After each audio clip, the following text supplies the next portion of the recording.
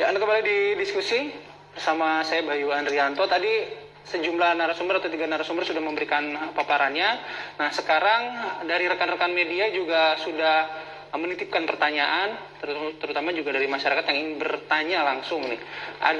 Saya ini tunjukkan ke Pak Edi ya, dari Pak Bambang di Jagakarsa. Apakah dengan adanya lonjakan kasus COVID-19 dan penebalan PPKM Mikro ada potensi hambatan bagi penyerapan PEN di kuartal 3, Pak Edi?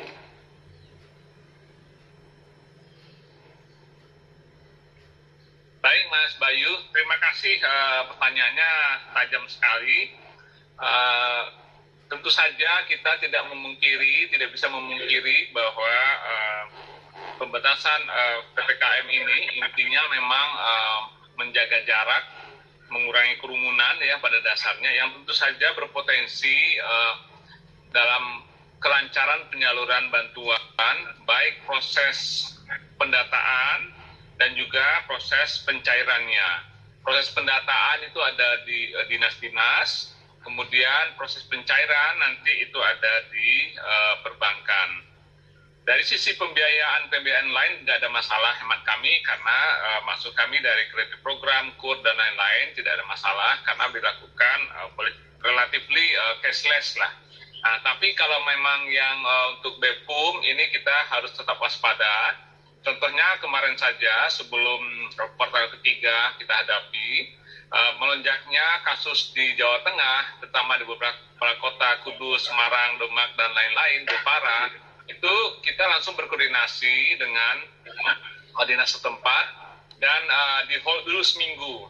Kemudian juga perbankan melakukan perubahan aturan, tadinya misalkan satu bank itu sehari 200 atau 150, sekarang cukup 50 saja. Memang agak terdelay dari sisi waktu, tapi memang kita terlebih mengutamakan kesehatan ataupun keselamatan dari ancaman COVID. Jadi memang kalau COVID-nya masih seperti sekarang, second hit-nya ini masih tetap tinggi, ini berkemungkinan memang akan ada pengaruhnya. Tapi untuk kuartal ketiga ini, untuk kuartal kedua yang sekarang posisi bulan Juni ini kita sudah minta sebulan lalu datanya sudah masuk, tinggal kita olah, yaitu sekitar dapatkan 2,5 juta dari 3 juta yang diharapkan. Nah, kalau nanti setelah kita cleansing datanya, padu padankan, paling tidak dapat 1 juta, kita tinggal sampai September nanti 2 juta, dan mudah-mudahan ini bisa kita atur jaraknya, total data masuk dan penyalurannya masih bisa manageable, kira-kira begitu. Jadi karena kita sudah paralel pekerjaannya kemarin, untuk kuartal ketiga ini tidak terlalu besar lah hambatannya. Nah, memang nanti ke depan yang tambahan 2 juta lagi, kita berharap dengan pemanfaatan pelaksanaan PPKM ini bisa mengurangi dampak COVID, sehingga proses penyaluran dana BPUM bisa sesuai dengan harapan kita. Intinya Mas, kami masih optimis karena kemarin sudah curi start juga, paralel kita sudah lakukan sebelum COVID-nya meningkat ini Mas. Begitu. Terima kasih. Baik, terima kasih Pak Edi. Tentu saja kita tidak bisa memungkiri bahwa pembatasan PPKM ini intinya memang menjaga jarak, mengurangi kerumunan ya pada dasarnya, yang tentu saja berpotensi dalam kelancaran penyaluran bantuan, baik proses pendataan dan juga proses pencairannya. Proses pendataan itu ada di dinas-dinas, kemudian proses pencairan nanti itu ada di perbankan. Dari sisi pembiayaan lain nggak ada masalah hemat kami, karena maksud kami dari kredit program, KUR, dan lain-lain tidak ada masalah karena dilakukan relatively cashless lah.